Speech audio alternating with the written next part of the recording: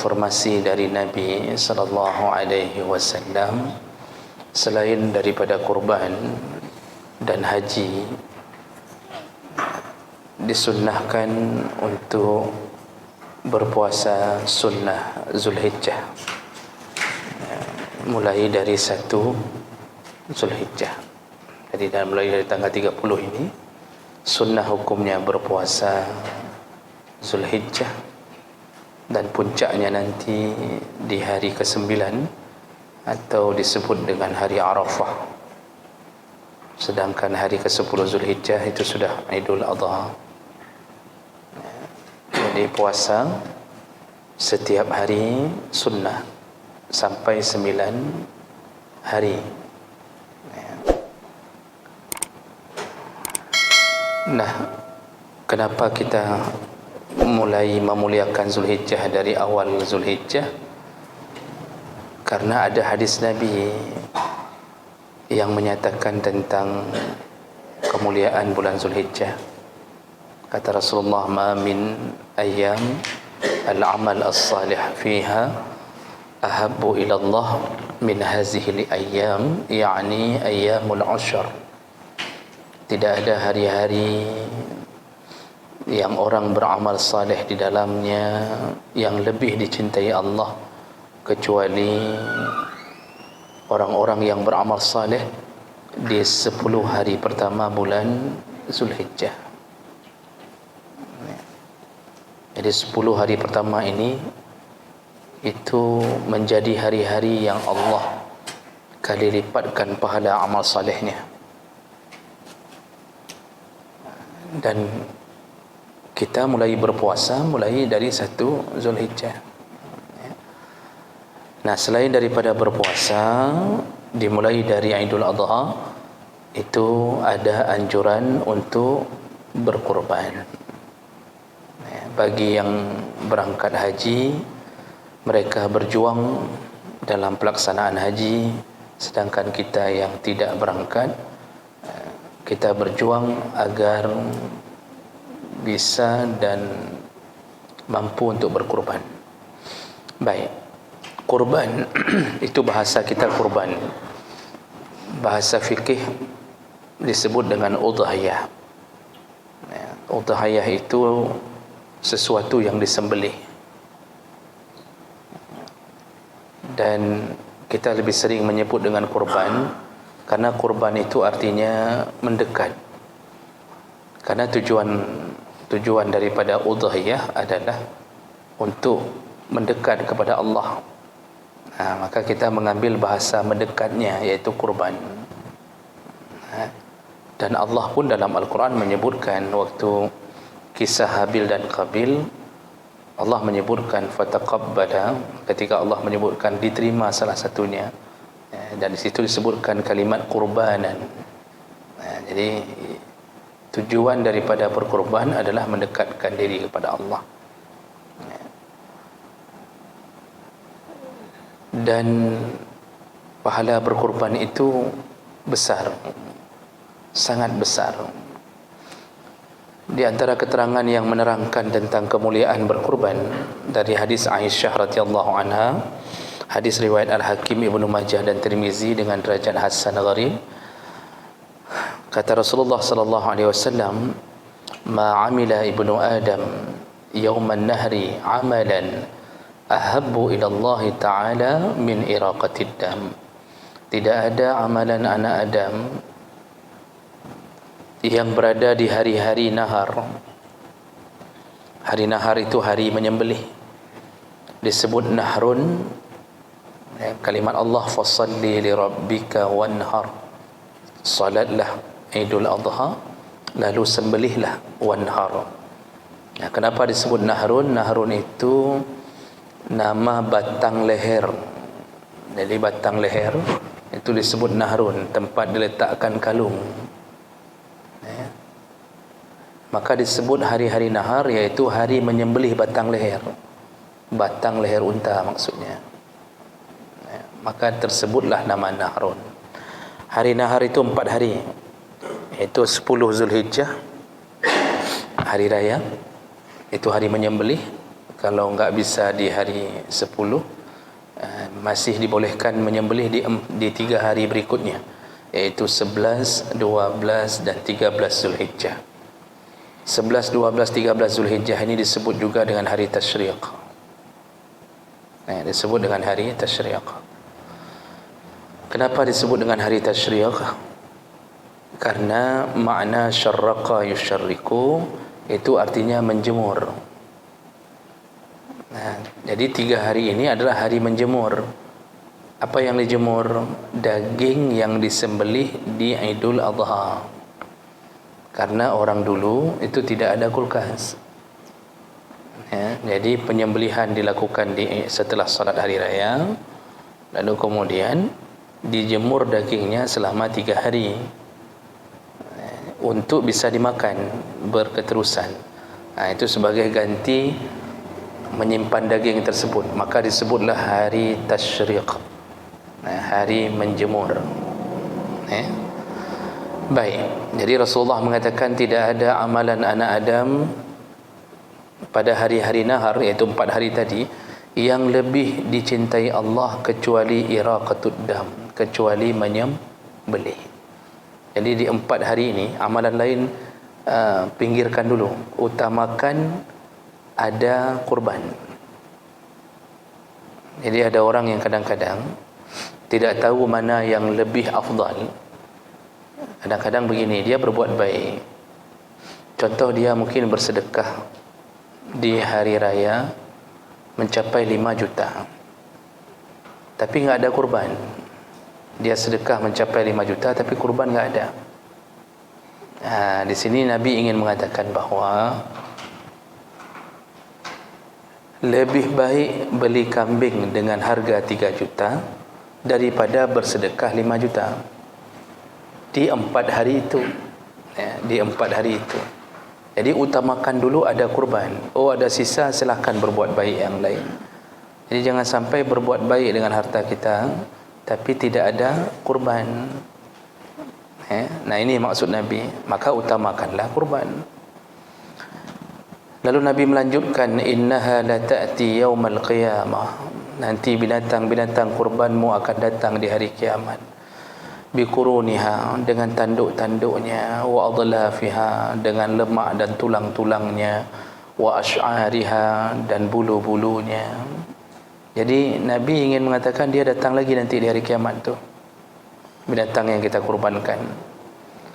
Kenapa Nabi menyebutkan sifatnya sempurna? Tanduk, tulang, lemak, bulu, lengkap datang kembali.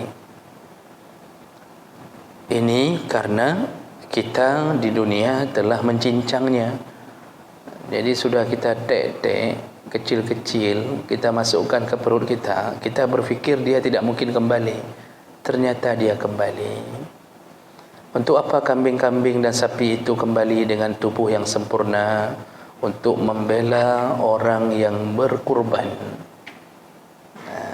Jadi kan sering di mana-mana saya bahasakan, ini ada hal yang tidak masuk akal, bahawa kita menyembelih sapi, kambing, otomatis yang merasakan sakit itu mereka, tapi mereka datang balik untuk membela orang yang menyakitinya. Kan enggak masuk akal itu. Kita sembelih yang tahan sakit kambing, yang galau kambing, yang susah kambing, tapi di hari kiamat dia datang membela orang yang menyusahkannya, orang yang menyakitinya. Ini kan enggak masuk akal sebenarnya, tapi terjadi. Kenapa? Karena kita melakukannya karena ketaatan pada Allah. Nah, ini yang menyebabkan hal yang tidak masuk akal pun menjadi masuk akal. Secara logika, enggak ada orang yang kita sakiti mau membela orang yang menyakitinya, tidak ada. Nah, kita hidup bertetangga, ada satu perkara yang kita tersakiti, kita tidak akan bela tetangga itu di hadapan Allah, malah kita menuntutnya agar dia masuk neraka dengan amal buruknya. Tetapi itu bukan karena urusan ketaatan, makanya terjadilah kebencian. Jadi binatang kurban ni datang menjadi saksi pembela orang yang berkurban. Nabi sambung, wa inna ad-dam la yaqa' min Allah azza wa jalla bi makanin qabla an yaqa' 'ala al-ard. Dan darah yang tumpah, darah yang muncrat ketika engkau menyembelih binatang lebih duluan sampai ke hadapan Allah dibandingkan jatuh ke tanah, kata Nabi. Lebih duluan darah itu sampai ke sisi Allah dibanding jatuh ke tanah. Padahal antara leher kambing dengan tanah itu cuma 1 senti jarak setelah kita jatuhkan ke rusuk kiri. Ini mau kita sembelih ni, hanya berjarak 1 senti. Tapi Masya Allah, 0,0 sekian detik sebelum muncrat darah itu jatuh ke bumi, pahala orang berkurban sudah duluan dicatat di sisi Allah. Ini makanya Nabi mengatakan di ujung hadis, fatibu biha nafsan, bersemangatlah engkau untuk berkurban.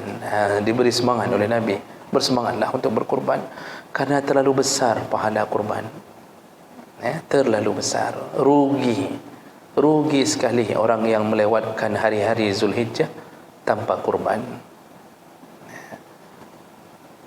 Selain daripada itu, Bapak Ibu yang Allah muliakan, kurban itu hari pembuktian. Jadi Zulhijjah itu hari pembuktian cinta kita kepada Allah. Cinta itu butuh pengorbanan, kata orang. Cinta butuh pengorbanan.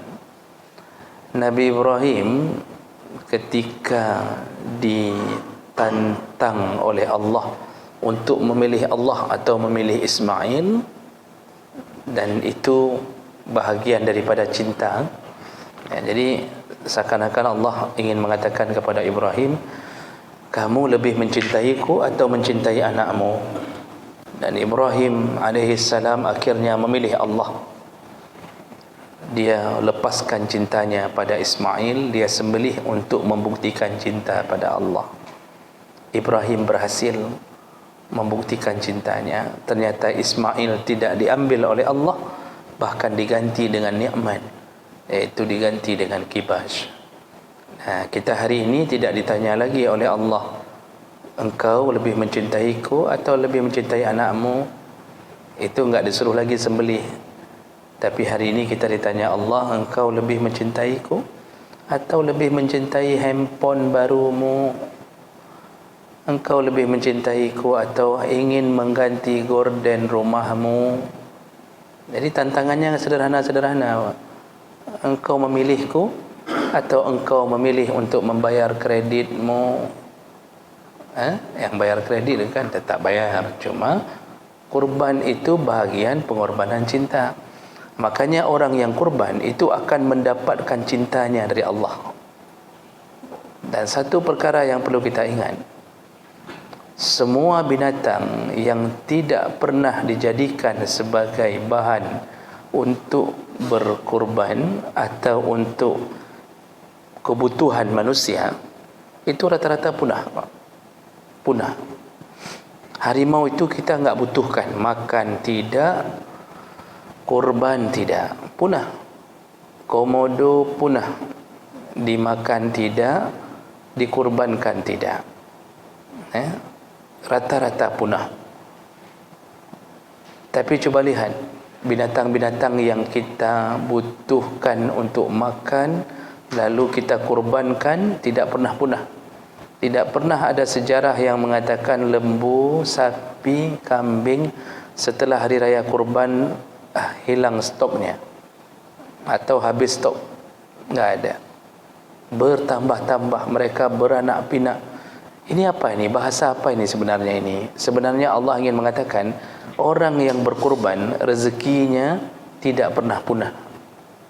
Ditambah-tambah, beranak pinak apa. Jadi orang berkurban tu rezeki banyak, anak banyak. Yang belum beranak tunggu dulu, nanti diberi juga oleh Allah Subhanahu Wa Taala. Yang tidak pernah berkurban ya sama seperti harimau, punah tu lama-lama. Seperti komodo tadi, punah sikit-sikit je. Kalau bahasa Inggerisnya dia babas kira nanti jadinya. Tahu babas kira sebenarnya? Hartanya babah kira, habis punah. Itu kalau enggak pernah kurban. Itu isyarat Allah itu. Jadi Bapak Ibu yang Allah muliakan, bersemangatlah dulu untuk berkorban. Kemudian, apa hukum berkorban?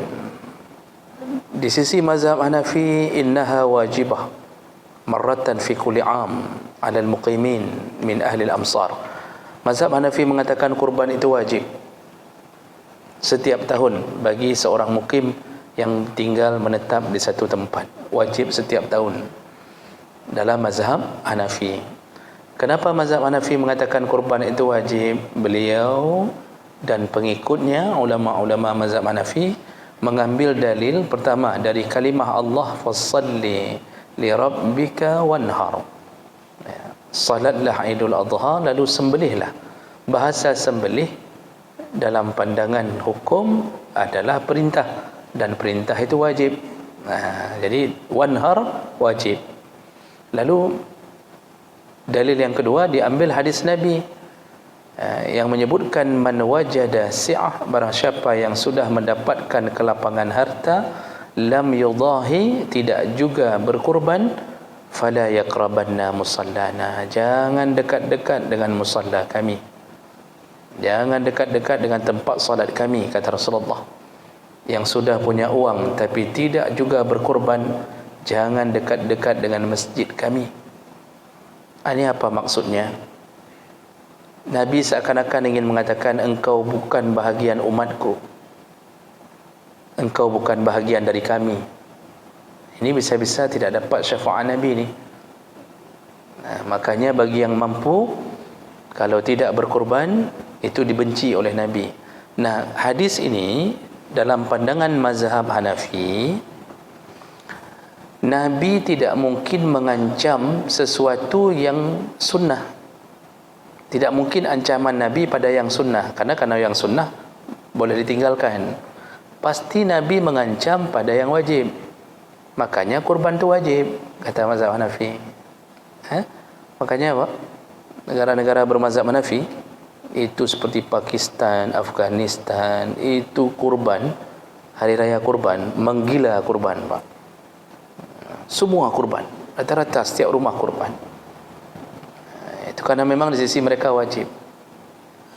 Sedangkan di sisi selain mazhab Hanafi, yaitu Maliki, Syafi'i dan Hambali, kurban itu sunnah muakkad. Hukumnya sunnah muakkad.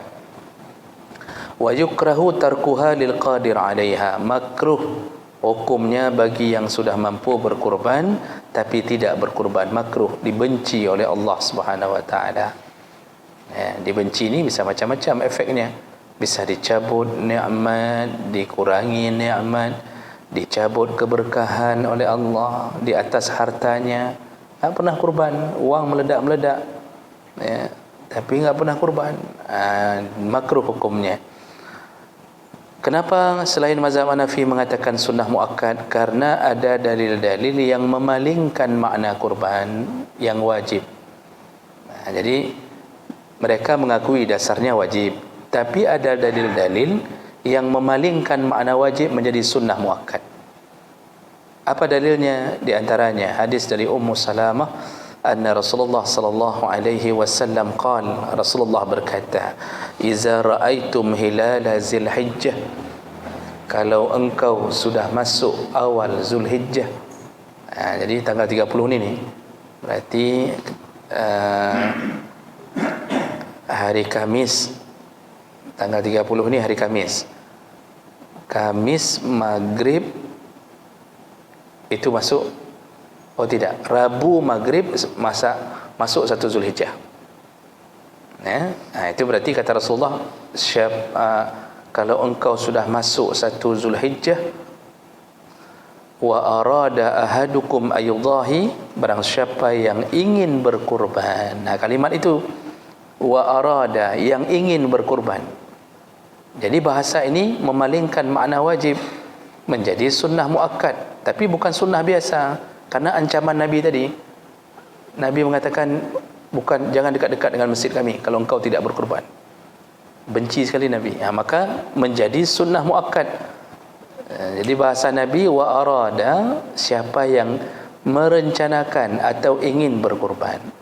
Disambung oleh Nabi, yang sudah merencanakan kurban walaupun belum beli kurban tapi sudah ingin berkurban, falyumsik an sya'rihi wa adfarihi, maka tahanlah, jangan potong kuku-kuku dan jangan potong bulu-bulu. Jadi pemilik kurban dari mulai malam Kamis tanggal 30 tu, itu jangan lagi memotong kuku, jangan lagi melakukan pedikur, manikur. Bapak-bapak tahu pedikur, manikur? Yang model-model uruh-uruh ini apa? Okey, model-model hiasi-hiasi kuku, potong sedikit, jangan lagi. Juga jangan ganggu bulu, semua bulu rambut, alis, bulu hidung, biar panjang semuanya. Bulu hidung biar jatuh ke bibir, tambang lelah babah benda ni gede. Kuku biar panjang terus. Sampai kapan? Sampai disembelihnya hewan kita, kurban kita. Hukumnya sunnah memelihara kuku dan bulu-bulu sampai disembelih hewan kurban kita. Disembelih di hari raya pertama, alhamdulillah, berarti hari itu hari terakhir kita menahan gatal-gatal, rambut panjang, kuku panjang. Tapi kalau sempat kurban kita disembelih di hari raya keempat, hari tasyrik terakhir, sabar-sabarlah sedikit lagi, jangan ngamuk-ngamuk, jangan telefon panitia, ka sembelih kakoh begah bacul naik kutun di getai tahan ka. Sabar-sabar sikit lagi. Untuk apa disuruh tahan bulu dan kuku-kuku ini? Imam Syafi'i itu pernah menjelaskan tujuannya agar kuku dan bulu-bulu ini menjadi saksi di hari kiamat bahwa dia panjang karena ketaatan kita pada Allah SWT, sekaligus membawa tubuh kita, tempat lengketnya kuku, tempat lengketnya bulu itu digiring untuk masuk surga. Jadi itu maksud Nabi SAW. Itu di antara sunnah. Nanti baru terbahas masalah sunnah. Dalil ini memalingkan makna wajib. Ada dalil lain yang memalingkan makna wajib menjadi sunnah, yaitu hadis Ibnu Abbas, sami'tu Rasulullah sallallahu alaihi wasallam yaqul, aku pernah mendengarkan Rasulullah berkata, salasun hunna alayya faraid wa hunna lakum tatawwu'. Ada 3 perkara wajib untukku, sunnah bagi kalian, kata Rasulullah. 3 perkara wajib untukku, sunnah bagi kalian. Apa saja? Yang pertama al-witru, iaitu salat witir, sunnah bagi kita, wajib bagi Nabi. Yang kedua wan nahru, iaitu menyembelih, sunnah bagi kita, wajib bagi Nabi. Yang ketiga wassalatud duha, dan salat duha, sunnah bagi kita, wajib bagi Nabi. Hadis riwayat Ahmad dan Al-Hakim dan Daruqutni. Jadi ini juga menjadi dalil bahawa ternyata kurban sunnah bagi kita. Kemudian juga ada petunjuk lain yang menyebutkan tentang sunnah berkurban, iaitu Abu Bakar dan Umar kana la yudahyan. Jadi Abu Bakar dan Umar pernah tidak berkurban. Makhafatan antara an-nas zalika wajiban. Khawatir kalau umat mengira kurban itu wajib, jadi sengaja ditinggalkan oleh Abu Bakar dan Umar. Jadi ada 1 tahun Abu Bakar enggak kurban dan ada 1 tahun Umar enggak kurban. Tujuannya agar umat jangan mengira itu wajib. Karena Abu Bakar dan Umar menyadari diri, dia termasuk orang-orang yang direkom oleh Nabi sebagai petunjuk umat. Dan ini enggak berlaku bagi kita, Bapak Ibu. Jadi jangan sampai kita hari ini enggak kurban, lalu ditanya, apakah hendak kurban, kenapa enggak kurban? Agar umat jangan mengira wajib. Memang kita siapa? Dipikir kita jadi petunjuk untuk orang lain. Jangankan mentabuh kampung, mentabuh lorong mentang hana songing dah. Nah, itu petunjuk itu bagi orang-orang yang rekomendasi dari Nabi. Jadi kalau untuk kita tiap tahun disunnah muakkadkan berkorban. Baik, lalu ditambahkan dalam mazhab Syafi'i. Ini penting, ditambahkan dalam mazhab Syafi'i annal udhiyah sunnatun kifayah likulli baitin. Itu kurban tus menjadi sunnah kifayah di dalam setiap satu rumah. Tadi kan sunnah muakkad pada setiap pribadi, tapi menjadi sunnah kifayah dalam satu rumah. Apa maksudnya? Seperti solat jenazah fardu kifayah dalam satu kampung, kalau enggak ada yang solat jenazah satu pun, dosa satu kampung semuanya, dosa besar satu kampung. Yang solat jenazah gugur, telah menggugurkan dosa kampung itu. Begitu juga dalam mazhab Syafi'i disebutkan sunnah satu rumah untuk berkurban salah satu di antara keluarga itu. Jangan sampai satu keluarga enggak ada satu pun yang berkurban kalau mampu. Nah, ini dalilnya yaitu hadis Mihnaf bin Sulaim qal kunna wuqufan ma'an Nabi sallallahu alaihi wasallam. Kami pernah bersama Nabi sallallahu alaihi wasallam, fasami'tuhu yaqul, lalu aku mendengarkan. Jadi ada yang mengatakan tadi sama-sama wukuf bersama Nabi sallallahu alaihi wasallam. Lalu Rasulullah berkata, ya ayuhan nas, wahai manusia atau wahai orang-orang, ala kulli ahli baitin fi kulli amin udhiyah. Hendaknya dalam satu rumah ada satu yang berkurban, kata Rasulullah. Nah, jadi disunnahkan dalam satu rumah, satu kakak tu ada satu yang berkurban. Kalau enggak suami ya isteri, kalau enggak isteri anak-anak yang sudah mampu. Jangan sampai satu rumah enggak satu pun kurban. Kalau setiap pribadi dalam rumah itu berkurban, itu lebih bagus.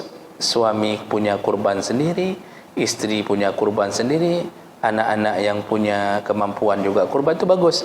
Tapi kalau enggak ada, paling kurang suami kurban sebagai kepala rumah tangga. Oh, rupanya suami enggak ada uang, habis untuk nafkahi keluarga. Isteri punya simpanan, isteri kurban. Nah, bagaimana dengan pahalanya? Pahala bisa didapatkan untuk satu keluarga. Pahala satu berkurban dalam keluarga, pahala bisa didapatkan untuk satu keluarga. Dan itu malah paling dikuatkan dalam mazhab Syafi'i. Dalam kitab Tuhfah juga disebutkan begitu. Dalam Fatwa Ar-Ramli oleh Imam Ar-Ramli juga disebutkan begitu. Dalam kitab Majmu' Imam Nawawi pun menyebutkan begitu. Satu orang kurban dalam satu keluarga, pahala bisa bersyarikat satu keluarga. Dan tidak berkurang pahala, bukan seperti kuih dibagi-bagi. Jadi di copy paste, diambil penuh-penuh tu semuanya tu. Nah, mana dalilnya? Di antaranya yaitu Rasulullah sendiri ketika berkurban. Jadi pernah Rasulullah berkurban bikabasyain. Rasulullah pernah berkurban dengan 2 ekor kibas saminain yang gemuk. Makanya yang gemuk-gemuk itu besar pahalanya. Kurban pun yang paling bagus yang gemuk, maka yang gemuk bagus dikurbankan. Yang kurus malah enggak sah kurban. Jadi yang gemuk itu berharga di dunia, berharga di akhirat. Yang kurus-kurus kurban pun enggak sah. Maka jangan terlalu kurus, Pak. Bertembun becun. Nah, ini kalau saya kurus lain lagi saya bilang, ini karena begini keadaannya. Rasulullah itu berkurban 2 kambing gemuk-gemuk dicarinya. Ibu-ibu ya, Ibu gemuk sedikit, jangan kurus-kurus sekali. Biar banyak pahalanya. Akranain, bertanduk sempurna. Amlahain, yang berwarna putih bersih. Lalu satu kibas diniatkan oleh Rasulullah untuk umatnya yang tidak berkurban, dan satu kibas lagi Rasulullah meniatkannya untuk dirinya dan untuk keluarganya. Hadza anni wa an ahli, ya Allah, ini dariku dan dari keluargaku.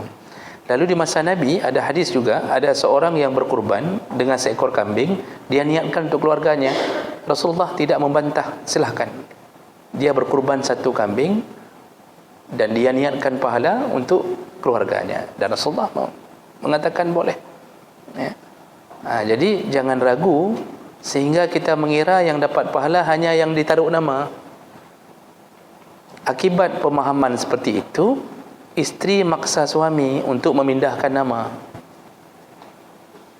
karena berpemahaman bahawa yang ditaruh nama yang dapat pahala, kalau enggak ditaruh nama enggak dapat pahala. Maka isteri mengatakan ke suaminya, abang enak kali, tahun kemarin abang, tahun ini juga abang, memang mau masuk surga sendiri ya, kata si isteri. Lalu dia minta pindahkan nama, taruhlah nama dia. Begitu taruh nama dia, pemahamannya cuma dia yang dapat pahala, peng suami, wang suami. Tapi karena taruh nama isteri, sudah dapat pahala isteri, enggak dapat suami. Pemahaman yang terbangun. Itu belum lagi bicara masalah kenderaan. Nanti isteri mengatakan, kita berdua udah, kasihan anak-anak, mereka enggak dapat pahala kurban. Oh, semuanya taruh nama. Tiap-tiap tahun taruh nama. Anak ada 10, isteri 1. Berarti tahun keberapa suami dapat pahala kembali? Tahun ke-12 baru dapat pahala kembali. Kan cukup bangai lakunya.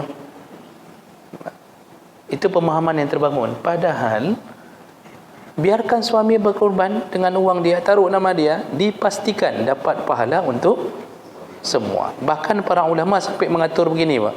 Siapa yang dimaksud keluarga yang dapat pahala? Itu disebutkan dalam kitab-kitab Syafi'iyah, Imam Malik, semuanya menyebutkan yang dimaksud pertama adalah orang-orang yang tinggal di rumah itu. Jadi pahala itu bisa dibagi yang tinggal di rumah itu. Di situ mulai dari istri, anak-anak, kemudian kalau ada pembantu dapat, ada security pun dapat kalau dia tinggal di rumah itu. Semua bisa dapat. Maka tinggal di rumah orang saleh banyak pahala yang dibagi. Dan pemahaman, dan kemudian yang kedua kata para ulama, yaitu orang-orang yang berhubungan, yang diberi yang wajib nafkah kepada si pekurban. Misal seorang kurban, dia wajib nafkah. Siapa yang dia wajib tanggung nafkah? Orang tuanya dapat pahala, istrinya dapat pahala, anak-anaknya dapat pahala. Oh, dia pelihara anak yatim yang dia wajib, atau keponakannya dia tanggung jawab nafkahnya setelah meninggal ayahnya, itu pun dapat pahala. Sampai ke situ pembicaraan para ulama tentang pahala. Jadi jangan sempit-sempitkan pahala. Dapat, Pak, jangan ragu. Jadi para ibu-ibu enggak perlu maksa-maksa sampai pindahkan nama ke anak. Biarkan suami berkurban. Oh, ibu ada uang sendiri, kurban juga, itu lebih bagus lagi. Jadi ini dalam mazhab Syafi'i, dalam satu kakak hendaknya ada selalu yang berkurban. Jangan sampai tidak ada kurban satu orang pun kalau mampu.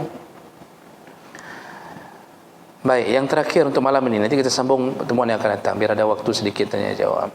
Kemudian, karena sudah begitu suruhannya, maka bagaimana yang disebut dengan mampu? Tadi kan sunnah muakkad, bagi yang mampu makruh enggak kurban. Kalau begitu, siapa yang disebut mampu? Menurut mazhab Hanafi, tadi mazhab Hanafi mengatakan kurban itu wajib. Menurut mazhab Hanafi, yang disebut mampu dan wajib kurban adalah ayyakuna malikan mi'atai dirham allazi huwa nisabuz zakah, yaitu orang-orang yang sudah mempunyai harta sebanyak 200 dirham, dan itu menjadi nisab zakat dalam mazhab Hanafi. Itu wajib kurban. Dosa kalau enggak kurban dalam mazhab Hanafi. Kemudian menurut mazhab Malik, yang disebut mampu dan makruh enggak kurban adalah allazi la yahtaju ila samaniha li amrin daruri fi 'amihi, iaitu orang yang sudah sanggup beli satu binatang kurban, anggap 3 juta kambing hari ini, dan dia tidak butuh lagi 3 juta itu untuk kebutuhan primernya, kebutuhan darurat. Berarti ada wang lain untuk hidup. 3 juta itu kalau dia beli kambing, hana mekarat ni, napeng lain untuk hidup dia. Beli nasi ada wang lain, maka dia sudah dianggap mampu. Menurut mazhab Hambali, allazi yumkinuhul husul ala samaniha walau biddain, iaitu orang-orang yang sanggup membeli binatang kurban walaupun dengan berhutang. Tadi mazhab Malik di ujungnya mengatakan begini, walau istata'a ayastadin istadan, kalau dia mampu berhutang lebih dahulu maka berhutanglah. Mazhab Hambali juga mengatakan walau dengan berhutang. Jadi salah satu tempat yang dianjurkan berhutang adalah ketika kurban. Syaratnya bayar hutang, mampu bayar hutang. Jadi misal PNS ni, gaji belum keluar, pas waktu masa untuk berkurban, berhutang dulu, nanti keluar gaji bayar. Kalau enggak bayar, dia yang kita kurbankan. Jadi Nabi penyampaian si alih juta kepa dia kurban boleh, padahal berhutang itu tidak baik. Tapi masalah kurban, mujtahid besar ini malah suruh berhutang. Kenapa Pak? Karena terlalu besar pahala kurban, sehingga rugi lewat Zulhijjah tanpa kurban sampai disuruh berhutang mendapatkan bonus besar ini. Dalam tempat lain enggak disuruh berhutang, dalam haji pun enggak disuruh berhutang, enggak perlu berhutang gara-gara untuk naik haji. Nah, bagaimana pandangan mazhab Syafi'i? Ini yang kita harus lebih fokus, karena ini biasanya kita beramal dengan mazhab ini. Yang disebut mampu untuk berkurban, artinya makruh, tidak disukai oleh Nabi kalau dia enggak kurban. Mana ukuran mampunya? Mayyamliku samanaha zaidan an hajatihi wa hajatin man ya'uluhu yaumal 'aid wa ayyamat tasyriq. Jadi kata mazhab Syafi'i, yang disebut mampu adalah orang-orang yang ada uang untuk beli binatang kurban. Anggap 3 juta tadi, ada uang untuk beli binatang kurban, lalu masih ada uang lebih untuk menghidupi dirinya dan keluarganya sampai hari tasyriq. Jadi ini sudah kita beli 3 juta, ada uang, masih ada uang, bisa hidup sampai hari raya keempat, batasannya sampai hari raya keempat. Jadi begitu kita lihat sisa uang, save, maka orang itu sudah disebut mampu. Enggak kurban, makruh, dibenci oleh Allah Subhanahu Wa Taala. Jadi kalau kita standarkan ke mazhab Syafi'i, rata-rata kita sudah kena kurban Pak hari ini. Hari ini pintu rezeki itu Allah beri lebih dibandingkan dulu. Semiskin-miskinnya orang hari ini, paling kurang uang simpanan ada.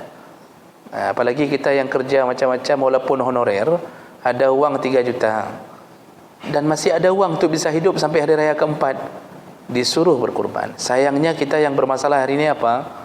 Kita hari ini iman kita bermasalah. Untuk yang lain kita sanggup beli, untuk kurban kita selalu enggak sanggup. Jadi ketika sampai bulan kurban, waktu ditanya, nak kurban tahun, ada rencana kurban tahun ini, selalu jawabannya home, anak doa pegang, enggak tahulah kayak manalah, nanti kita lihat sang home, kata dia. Kayak gitu, enggak ada rencana itu. Kalau beli HP, oh Masya Allah, 4 juta untuk dapat 4 lubang kamera di belakang, itu hari ini rencana beli, malam besok dah ada. Sampai segitunya. Fasilitas rumah macam-macam ada. Itu di rumah aja itu serba Jepara. Ruang tamu Jepara semua. Itu satu paket Jepara, kursinya aja udah 9 juta. Satu ruang tamu bisa puluhan juta. Lampu kristal di tengah ruang tamu itu Pak. Kipas angin berair. Bukan kipas angin biasa, TBE, TBE. Sanggup dia beli, Masya Allah, ya. Jam tangan Rolex Haji Barang Kau 4 juta, ya. Nggak ada jarumnya, nggak ada jarum, nggak ada nomor, nging ada bulatnya, tapi hebat. Jadi sanggup dia beli. Truk bak binatang kurban, home hai anak orang pegah lo malih napek ngalih home. Makanya hati-hati, kita ini masuk kategori dalam mazhab Syafi'i. Kalau itu ukurannya masih bisa hidup setelah beli binatang kurban sampai hari raya keempat, rata-rata kita kena kurban, Pak. Cuma aneh, satu kampung 200 kakak. Contoh, lancang garamnya padung kakak, Ustaz. Padung kakak lancang garamnya. Pertuh lebih.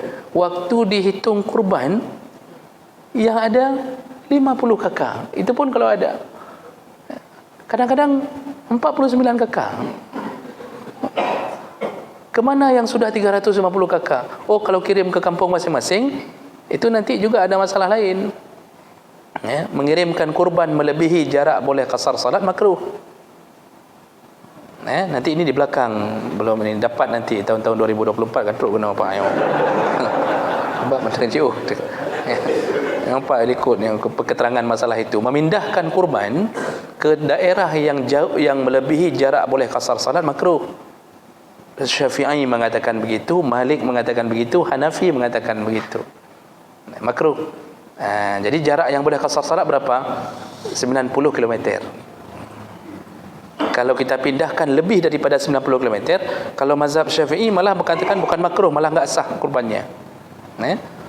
Jadi kita ini kalau kurbankan ke daerah lain okeylah, masih bolehlah, kan? Artinya selama tidak melebihi 90 km. Kalau mazhab Syafi'i di sini dituliskan Pak, wa yuhramu naqluha kazakat ila masafatil qasr.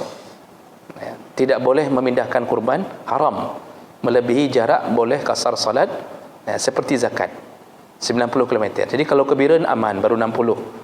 Kalau ke Panten aman, sekitaran itu juga. Ke Sigli tidak boleh. Ke Banda Aceh tidak boleh. Apalagi sampai ke Palestin. Pegak spanduk raya-raya, mari berkurban ke Palestin, dikirim, ditransfer wang ke panitia kurban di Palestin. Makruh dalam pandangan Malik, Hambali dan Hanafi, haram dalam pandangan mazhab Syafi'i. Makanya kadang-kadang di kampung, kenapa enggak ada orang kurban? Mungkin bisa jadi kirim ke kampung, tapi baru boleh kirim ke kampung dengan syarat di tempat dia berdomisili, di tempat dia cari kerja berdomisili, orang miskinnya sudah tercover. Jadi daerah sekitaran Lancang Garam dan Semawi, orang miskin tercover, ramai tak urung kurban. Baru boleh kirim. Misal kita kampung kita di Klek-Klok, Pak. Kampung kita misal di mana? Misal di Semelu, misal. Di Semelu enggak ada orang lain yang kurban di situ. Di sana pun berharap-harap dari kita. Mereka bertanya-tanya, pernah dikurban apa leh donyo? Misal. Di sana enggak tahu apa leh udah kaya raya di sini, Pak. Jual sate dia tanah enggak tahu. Jadi rupanya enggak ada yang kurban di sana kecuali berharap dari kita. Satu-satunya PNS yang keluar dari sana, dari kampung kita cuma kita, contohnya. Jadi itu baru boleh pindahkan kurban.